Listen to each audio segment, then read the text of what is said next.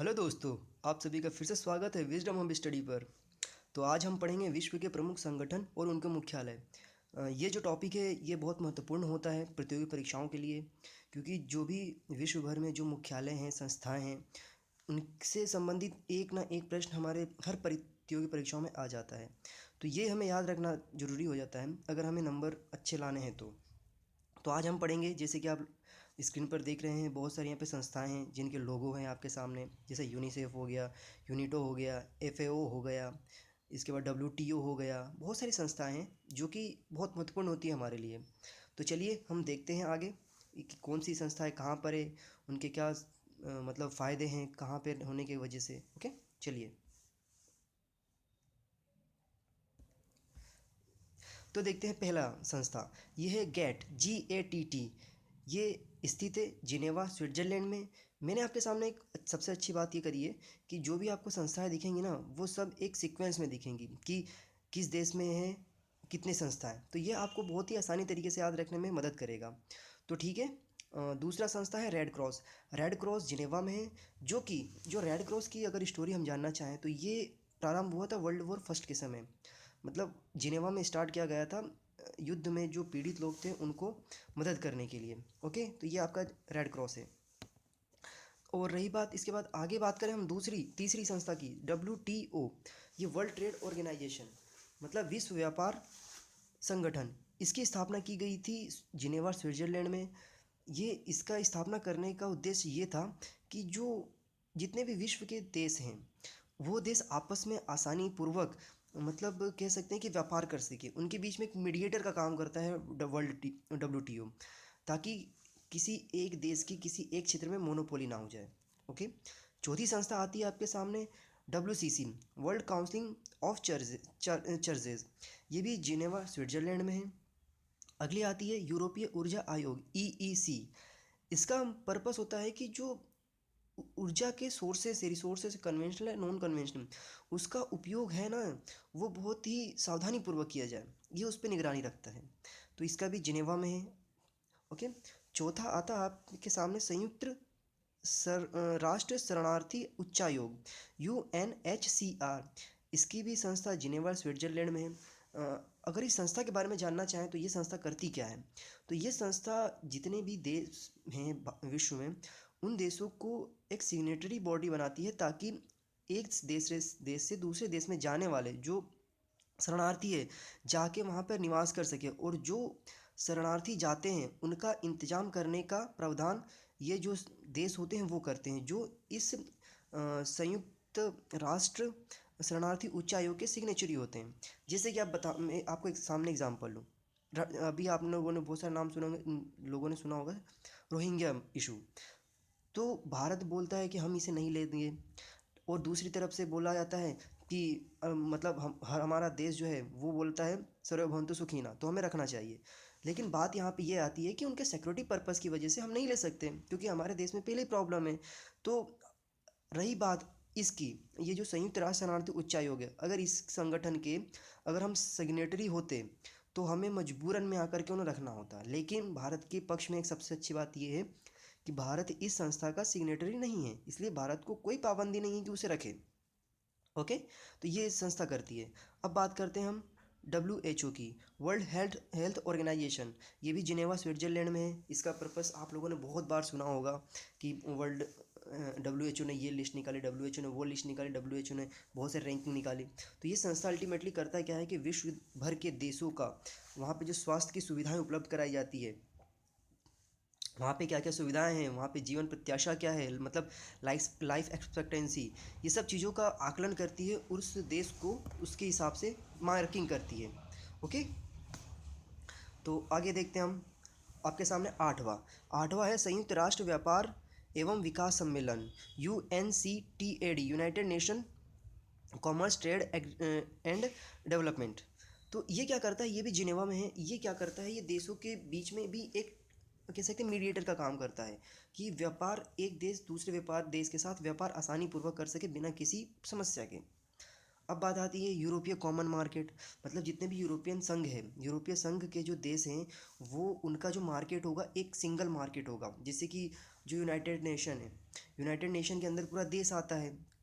Okay, जैसे हम Asia की बात करते हैं तो एशिया के अंदर जो हमारे 59 कंट्रीज़ है वो आते हैं। उसी प्रकार यूरोपीय संघ ने मिलकर के एक कह सकते हैं कि ग्रुप बनाया है। उसमें जो हम यूरोप बोलते हैं उसके के सारे कंट्री आकर के एक साथ बैठते हैं और वो काम एक मार्केट बनाते हैं। वही बात आ जाती है। अब बात आती है आपके यूरोपियन मुक्त व्यापार संघ ECTA। तो ये क्या करता है, इसका संबंध पर्पस ये होता है कि ये जो संस्था है ना, ये संस्था मुख्य रूप से जो यूरोपीय देश हैं, यूरोपीय देशों में एक फ्री ट्रेड एग्रीमेंट देता है कि आप यूरोप के अंदर देश हैं जो एक दूसरे देश के अंदर आराम से ट्रेड कर सकते हैं बिना किसी समस्या के। ओके, अब हम बात करते हैं 11th की, यूरोपीय आर्थिक समुदाय EEC, यूरोपीय इकोनॉमिक कमिटी कम्युनिटी। तो इसका संबंध क्या है, ये क्या करता है, ये आर्थिक मामलों का जो बातें होती है उसको अपने अंतर्गत लेता है और उसके साथ ही वो काम करता है। ओके, अब हम बात करते हैं, नेक्स्ट है आपके सामने विश्व मौसम विज्ञान संगठन, वर्ल्ड मीटेरोलॉजी ऑर्गेनाइजेशन। ये भी जिनेवा में है।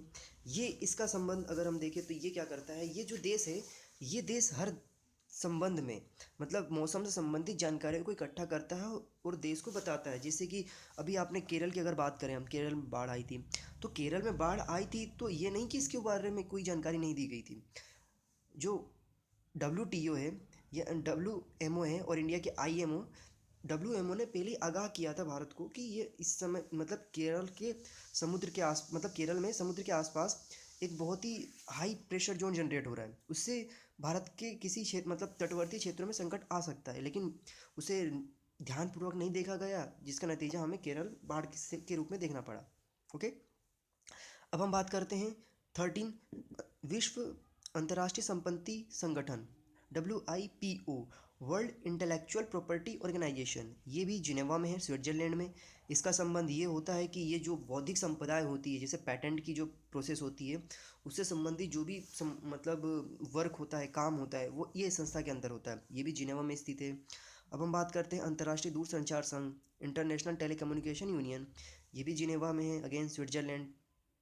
इसका संबंध ये होता है कि ये जो देश भर में जो टेलीकम्युनिकेशन है, इसको एक रूप में एक साथ एक प्लेटफॉर्म पर लेके आना। अब हम बात करते हैं मानकीकरण के लिए अंतर्राष्ट्रीय संगठन संगठन मतलब ISO, इंटरनेशनल स्टैंडर्ड ऑर्गेनाइजेशन।